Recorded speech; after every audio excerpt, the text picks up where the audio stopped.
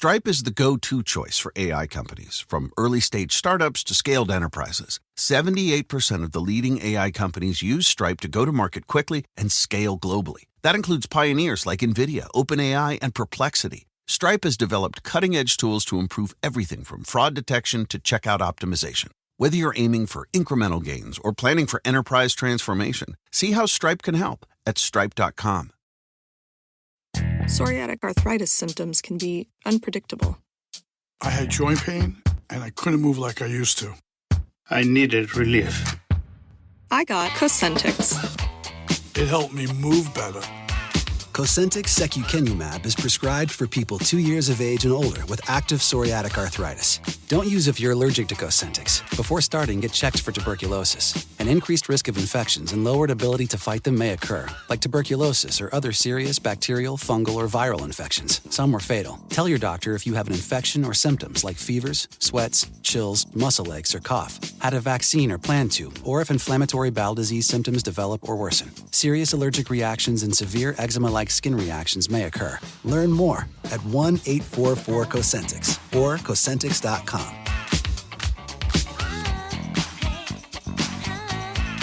Ask your rheumatologist about Cosentyx.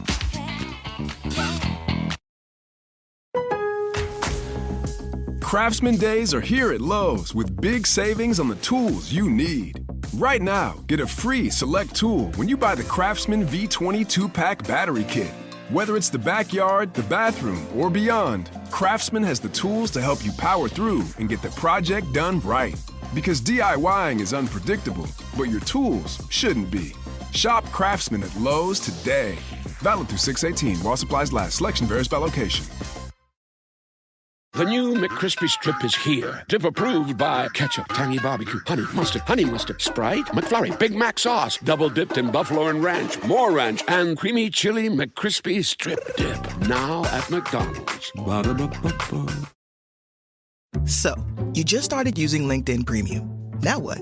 Well, on your premium company page, you noticed around 7.5 times more page engagement and 5 times more page views. Well done. And now, new clients are messaging you. All because you're using LinkedIn Premium, which helps you get the business growth you want. Think big, small business. Think big. Start your free trial at linkedin.com/premium small business. That's linkedin.com/premium small business. Did you know that Game Pass or Pass is brought to you for free because of Spotify for podcasters?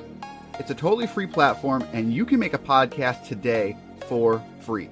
Spotify for Podcasters lets you record and edit podcasts right from your phone or computer. So no matter what your setup is like, you can start creating today. Then you can distribute your podcast to Spotify and everywhere else that podcasts are heard. And if you think about taking your podcast to the next level with a video podcast, Spotify can help you too. With Spotify for Podcasters, you can also earn money in a variety of ways that includes ads and podcast subscriptions. So what are you waiting for? Download the Spotify for Podcasters app or go to spotify.com/podcast to get started right now.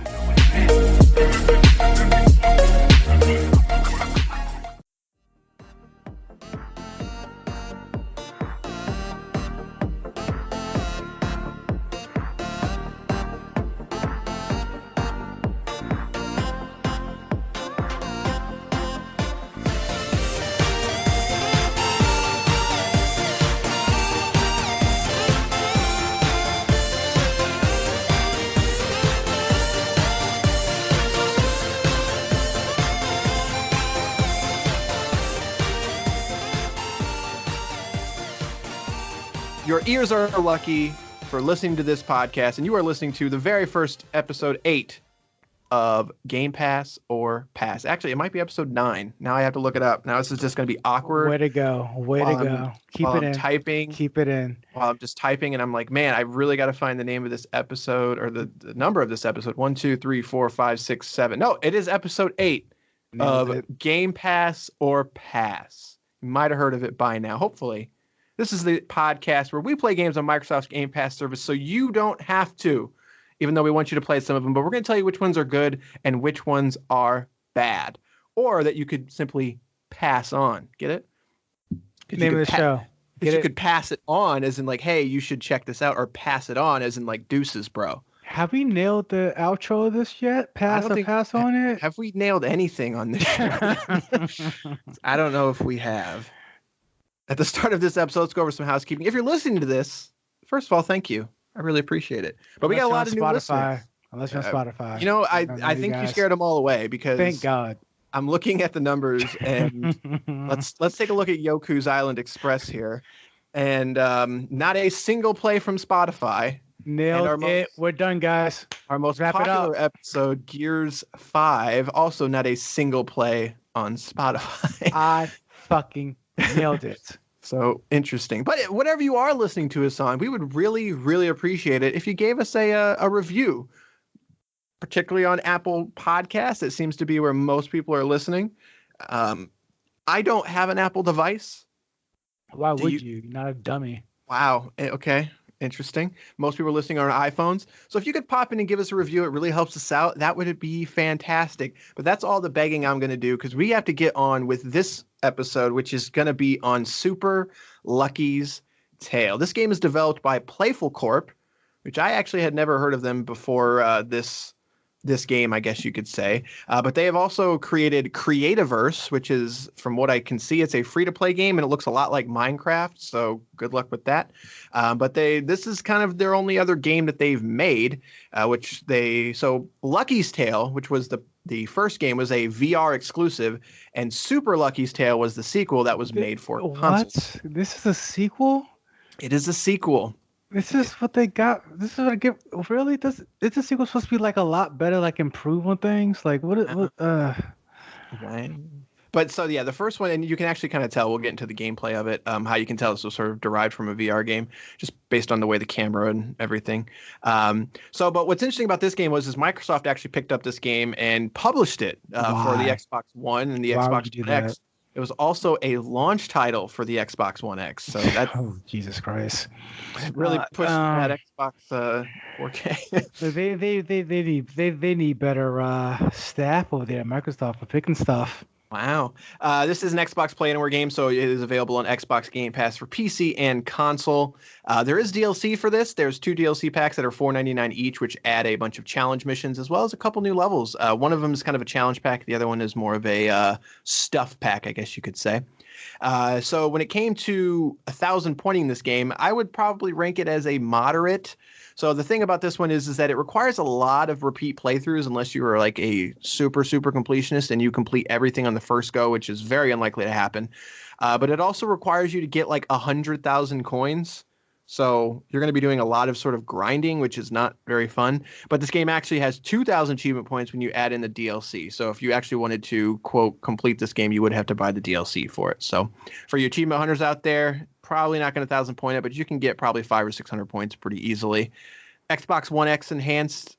Let me try that again. Is it Xbox One X enhanced? It is. So if you are running on that console, you're going to get 4K at 30 frames per second. I think it actually looks pretty nice. I'm not sure what Basher thinks. I'm going to go with probably not. No.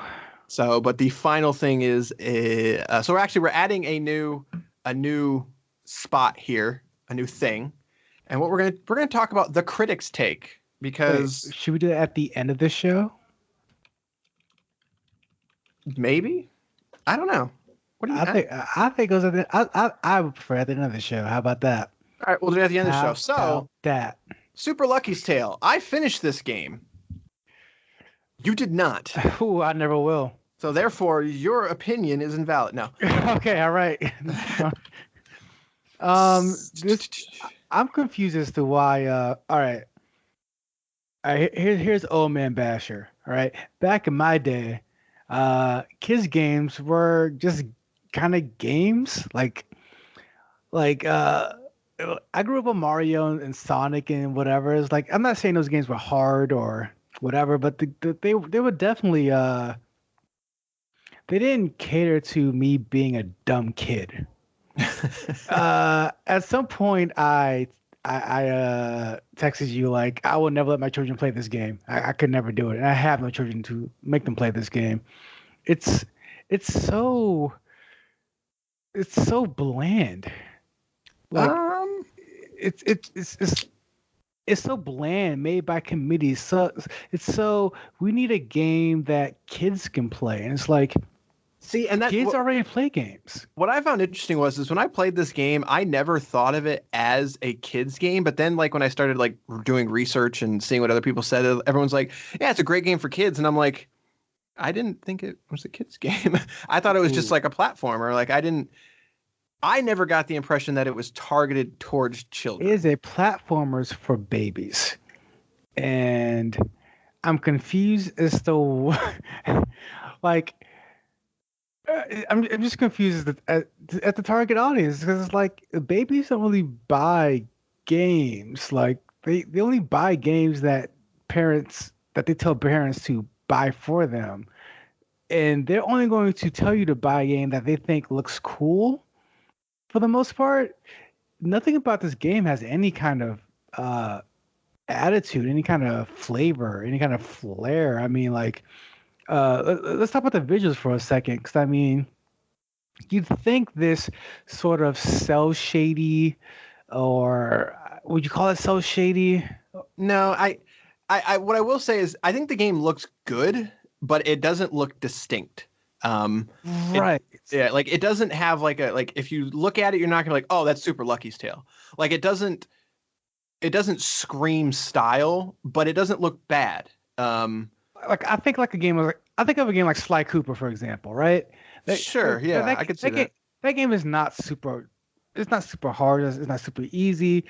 It's rated E for everyone, obviously, and it's just for everyone. Anyone can pick up and play it. It still oozes so much style and class and substance, where it's like instantly you get a feel of who Sly is and who his friends are, and this great heist they put off. Like everything's up on display. Whereas like this game really feels like milk toast. It's just like made by committee. We need a kids game. Somebody pick an animal, a rabbit, done already. A bear. We had that on the console. How about a fox? I go to fox. It's just nothing about Lucky that is yeah. I'll give you that. Yeah, I'll give you that. There's nothing about it that is like I don't want to say there's no quality there, but because I think there's quality there. Yeah, there's quality there, but there's just no distinction. There's nothing about it, like you said. Like I'm not gonna, if I see a Lucky like plushie, I'm not gonna be like, oh yeah, I want that. Like no, like I'm never going to buy some Lucky merchandise. You know, I'm never gonna. It didn't resonate with me on that level, and I don't think it's gonna resonate with anybody. I mean, he's got nice shoes. I like his shoes.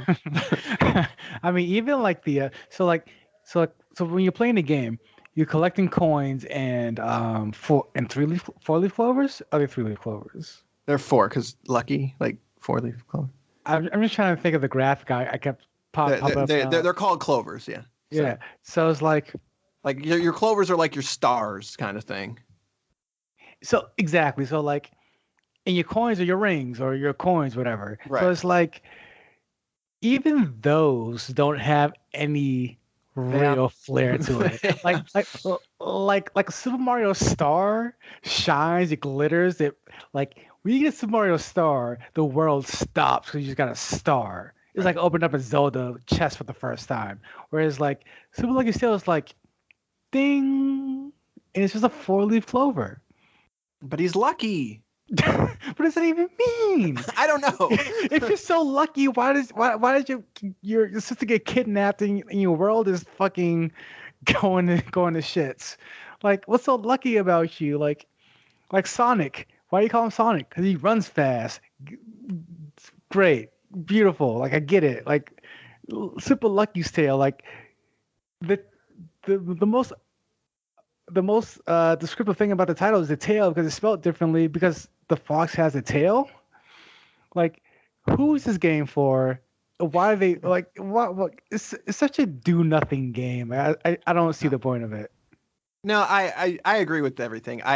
This game is a solid 6.5 kind of thing. Like if I had to throw a ranking on it, and like the reason I say is because I completed the game and I enjoyed certain parts of it. Like I liked some of the music, but what was telling for me is that I know a lot of people a lot of people bounced off this game super hard because on Xbox, when you get certain achievements, it'll let you know if it's a diamond achievement. That means under 10% of people that have played the game have gotten that achievement.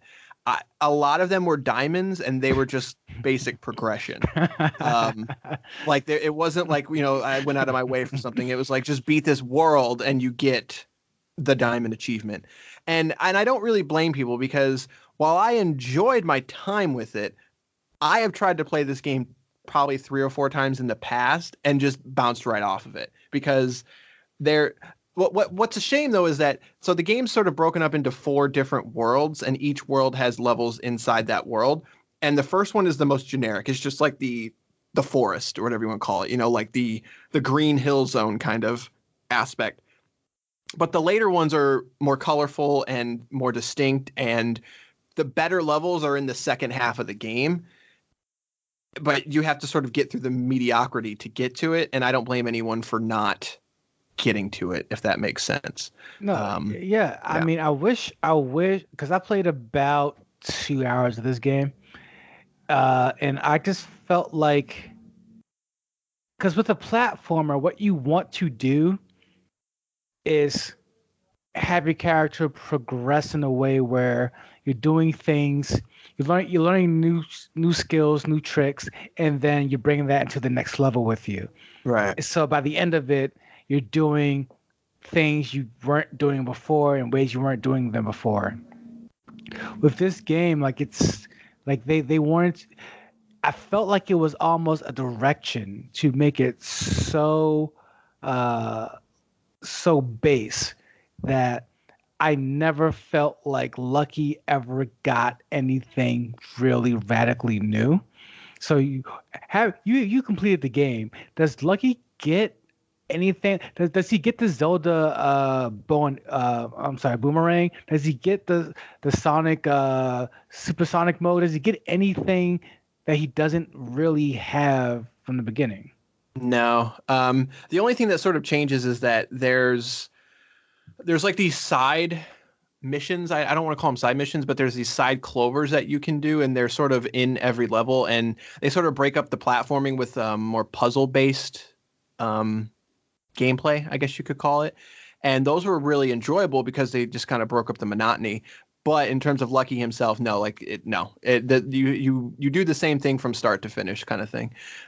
You never sort of, because you have that burrow mechanic, and where you can go on the ground, and that's never really used in a different way other than just get the coins underground or go under this thing. And every once in a while there's a level, I don't think there's any in the first world, but I could be wrong, to where it's almost like an auto scroller type thing, and Lucky's just always running, and it's sort of a reaction based time thing. Like either you have to jump, go in, or burrow, or hit your tail to hit this button kind of thing. Those levels are actually, I think, some of the better ones, just because they sort of change up the gameplay and sort of make you think in a different way. But it was a long way of answering your question to say Lucky doesn't change. Some of the levels change that sort of break up the monotony, but no, Lucky doesn't ever get better. He doesn't get more lucky. Yeah. Again, why is he lucky? I don't. He's got a scarf, man. What the fuck? Well, he has. That's what I say. He has anything really. You can get some sweet sunglasses. You can buy stuff. So you can dress Lucky up to how you want to dress him. Again, just something made by committee. Just wouldn't it be cool if he could wear a hat? It's I guess a fox in a hat. Who would have thought, huh? You can get some sweet suspenders. I like the suspenders. I thought they look cool. I mean, I'm confused again. I'm gonna go back to this point again. I'm confused as to who this game is for. Do you give this game to a 3-year-old and say have at it? Do you give it to an 8-year-old and say have at it?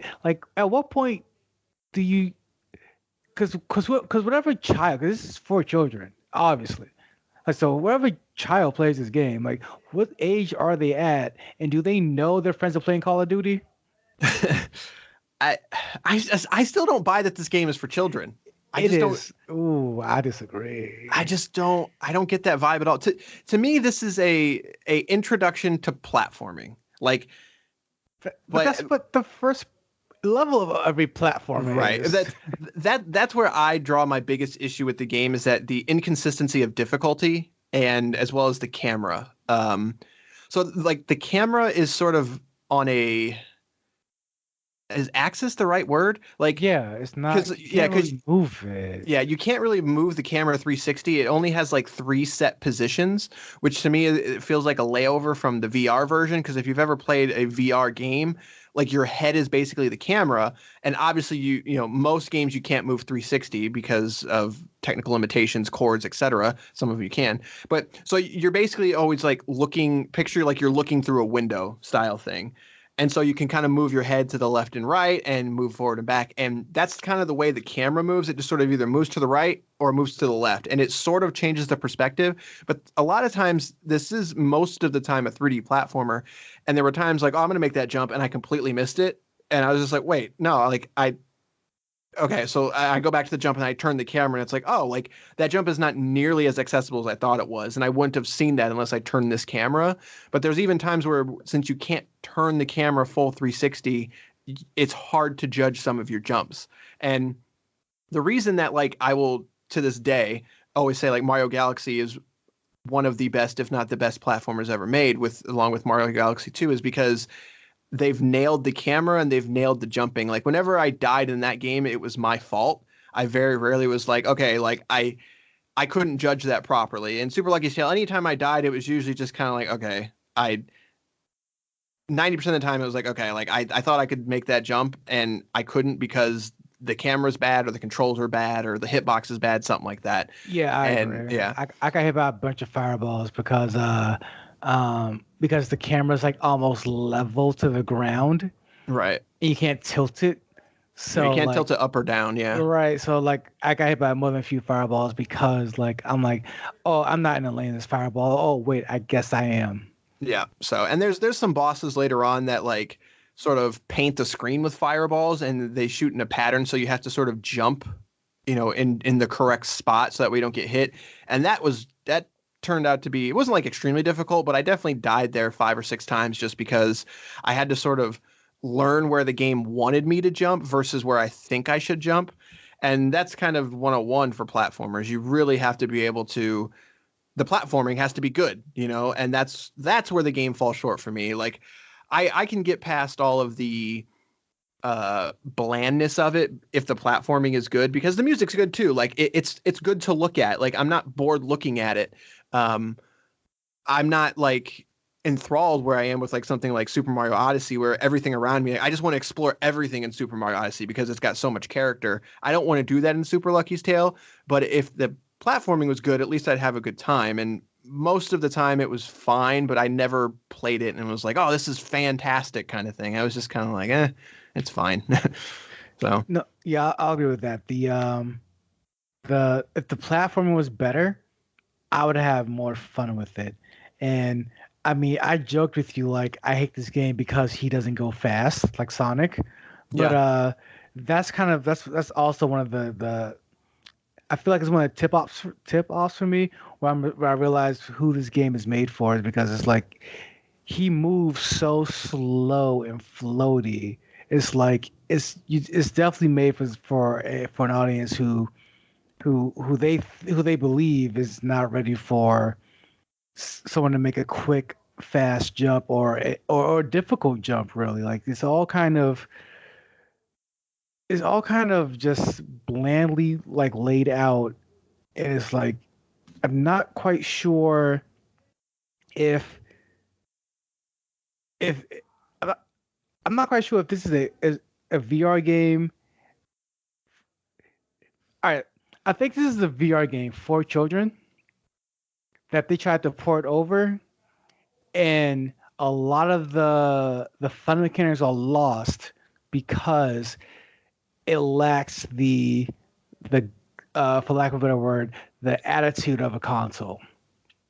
Yeah, I will agree that I definitely feel like the VR part of it, because with VR, like it's hard to talk about because have you ever played I don't think you've ever played a VR platformer, have you? I played that Spider-Man game. That Does that count? No, it doesn't count. He jumps. Yeah, but so like I'm thinking more of like Astrobot or Moss or something like that, to where because where VR really helps in platforming, and if you've never played it, it's hard to describe, but because you're sort of in the way you're looking at it, you can judge the jumps and the platforming so much better, and that fundamentally changes how the game feels because you're much more confident in your skills, and it also allows you to sort of hide things in different ways, and this game feels like it just removed all of the things that were only accessible in VR, and then just sort of built on that template instead of actually making the game from the ground up without VR. They just sort of removed the VR parts and then built it. So that's where the blandness just sort of comes from, and it just it's not good. Nah, it's really not, and the thing is like it's not. I mean, although I hate this game, I truly do.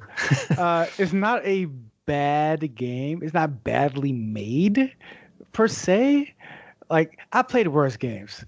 For sure, yeah. Like it's not the worst game on Game Pass, probably. However, it is so just unbelievably bland, and like the worst thing you could do for me in a video game is be like bland or boring. So I'm just like, what's the point of you? Like, why do you exist?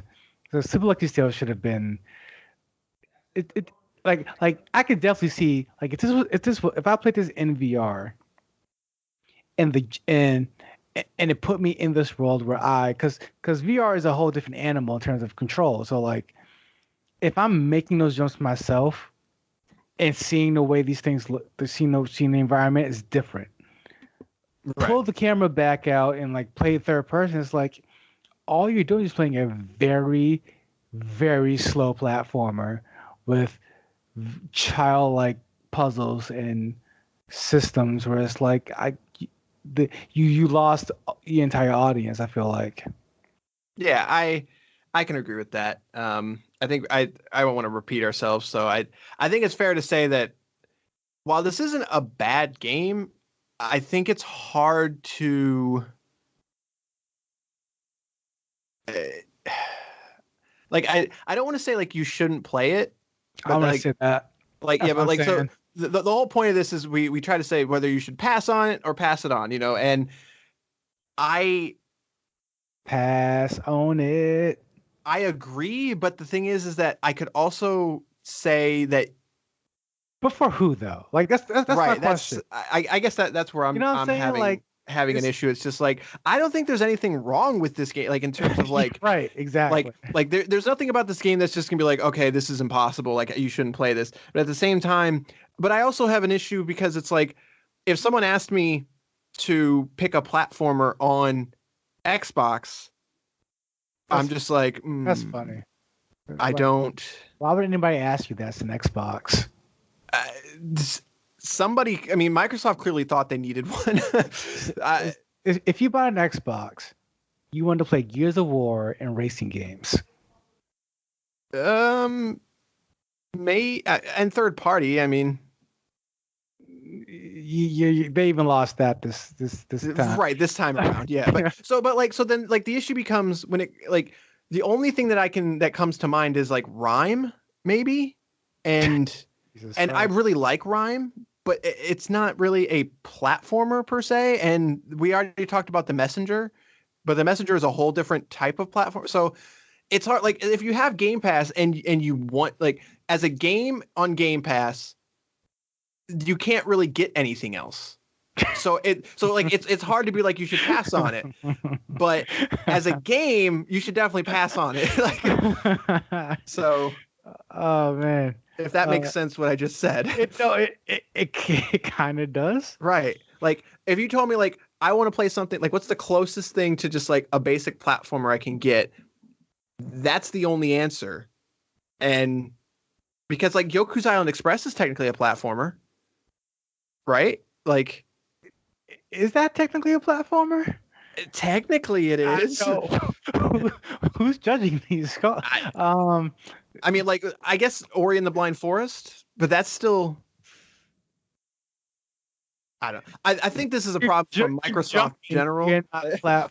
Right. So, but I think we can come to the consensus, pass on it. Don't your time is better spent elsewhere on Super Lucky's Tale. Even though I finished it and I enjoyed it, I still just can't really I can't pass it on in good faith. Unless you're a giant baby. Okay. Yeah. Like if you're a giant, like, okay. So like, hear me out. If you are a grown person, you have grown person skills. However, you are a baby. This is the perfect game for you. That's extremely specific. But I'll go with it, I guess. So this randomizer is not doing it for us, huh? I mean, we got shot in the foot twice. Yeah, we can't get hit 3 times in a row, right? I don't know, can we? We're gonna find out. So that's gonna do it for this episode in terms of Super Lucky's Tale. But as always, and not as always. Hold on. You forgot your new segment. Oh, the critics' take. So we're gonna say pass on it. Yeah, we wrong. Just to see what other people are saying, the average score for this game is around a 6. So I think we're pretty dead on. Couple reviews. Here's a couple highlights. Super Lucky's Tale is a simple yet engaging platforming game that all ages can enjoy thanks to its pick up and play experience. The game, however, may be too simple for some, and the easy and short experience may be a turnoff.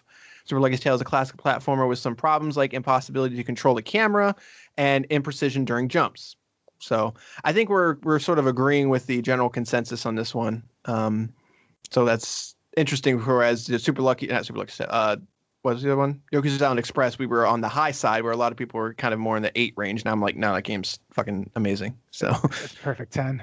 Yeah, that game's fucking incredible. So but a couple things. We're gonna do it again. We're gonna roll the randomizer on this one. But with Gears 5 being our most popular episode, we wanted to say that at the end of October, we should have an episode before then, hopefully. The Outer Worlds is going to be debuting on Game Pass. So that's the game from Obsidian, and that's the newly acquired studio from Microsoft, and that game will be debuting on Game Pass. So we're going to play that one for that end of October, early November. But before then, it's time to spin that wheel. Oh, man. I got to load up the app because I forgot to. All right, I'm going to click this button. Are we ready? No, we're not ready. It's all right, bad 3, news. 2, 1. Oh, shit. What? I don't know if we can... I don't know if we can do this one. Wait, what? Well, okay. So what we have landed on is Killer Instinct. By accident. Was this really random? It was random. I almost see the tape. So man, that's a tough beast to tackle. Because man, this might break up the podcast, because if I don't like this game, I'm gonna be livid. So okay, but the problem with Killer Instinct is that I don't think that we'll be able to get through and really play that game in a week or 2 time. What you know does what I'm that saying? even mean? It's a fucking versus fighting game. Right. But I think for a Killer Instinct, I think we have to play each other a lot, and we are not on the same skill level. No offense. Like, I have played a lot of. I'll have you know, I jumped up to your level in Mario Tennis pretty quickly. Oh man! So, do we go with do we roll again, or do we go with Killer Instinct? How about this? I'm going to download Killer Instinct anyway, so I can learn a basic move or 2. All right. And then you hit the randomizer, and we will circle back to Killer Instinct. Okay. That's fair. Because that's actually, like, I never even thought of Killer Instinct, and that's actually fascinating to me because I have been trying to get someone else to play that game. Anybody else. Like, anybody, because I like that game a lot. So, all right, let me pull up this app again. All right, randomizer. Already played that game. Halo Wars Definitive Edition. Froze. There we go. Oxenfree. Oxenfree? Oxenfree from Night School Studios. I've played this game. Have you played this game?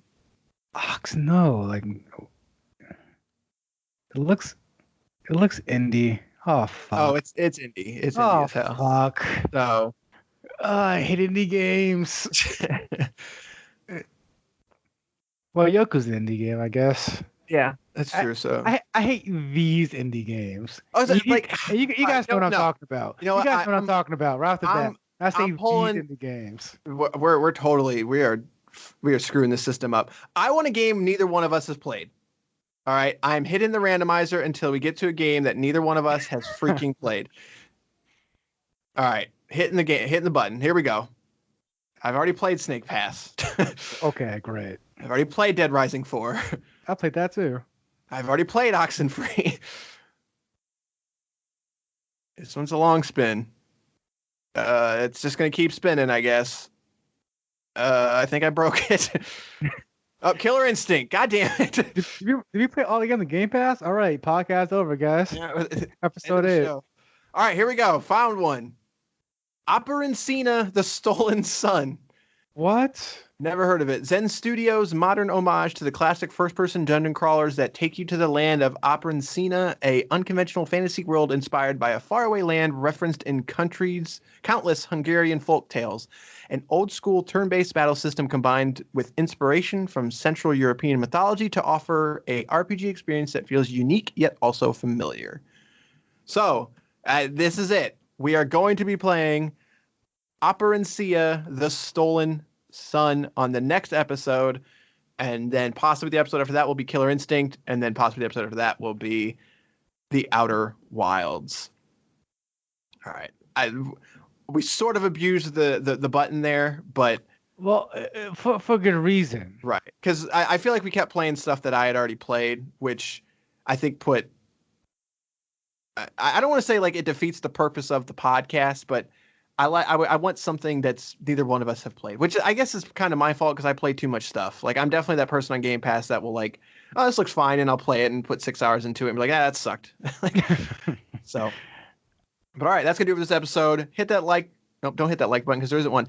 Subscribe to us and hit that review button on whatever podcast service you're listening to. It really helps us out. You can find us on Twitter at play_tested. And you can also find us on YouTube at Play Tested if you want to see some of our reviews. Or I guess it's mainly mine. Just did a review on Doom Annihilation, the straight to DVD and Blu-ray Doom movie. Was it great? You definitely want to pass on that one. Definitely going to want to pass. But if you want to see why, go check it out. NBC Universal tried to do a copyright strike on me, and I sent them an angry letter saying fair use. They said okay, so you can now watch it. All right, that's going to do it for this episode of Game Pass or Pass. We will see you next time with Operancina, whatever I called it. Frozen Suns? There you go.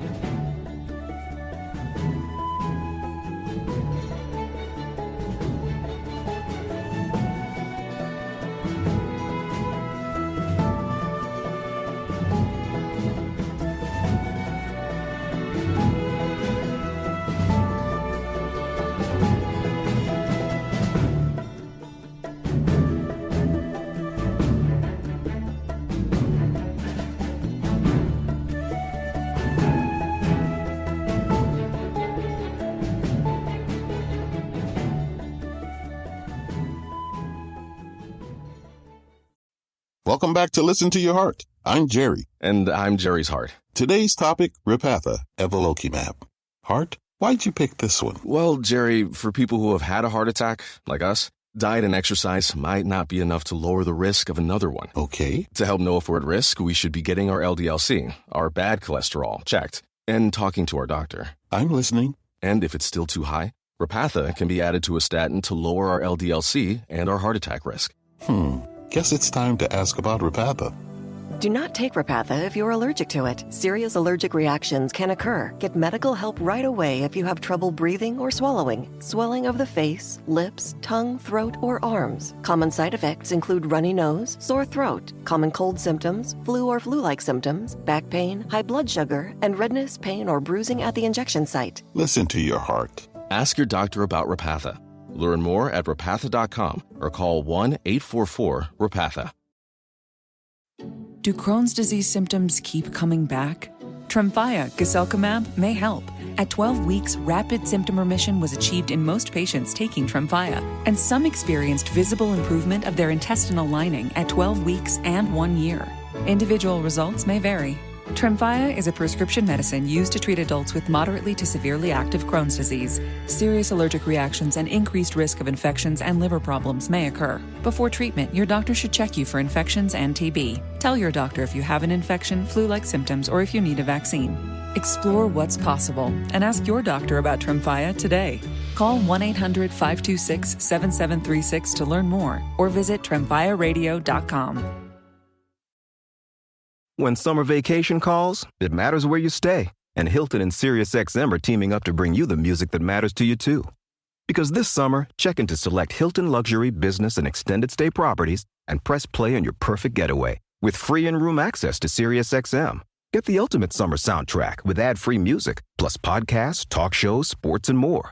Stay closer to your favorite artists and hosts when you stay at your favorite Hilton. Hilton, for the stay. Finding ways to be financially savvy is a smart move, and knowing you could be saving money for the things you really want, like that dream home or new ride, is a great feeling. That's why the State Farm Personal Price Plan can help you save when you choose to bundle home and auto. Bundling, just another way to save with the Personal Price Plan. Prices are based on rating plans that vary by state. Coverage options are selected by the customer. Availability, amount of discounts and savings, and eligibility vary by state.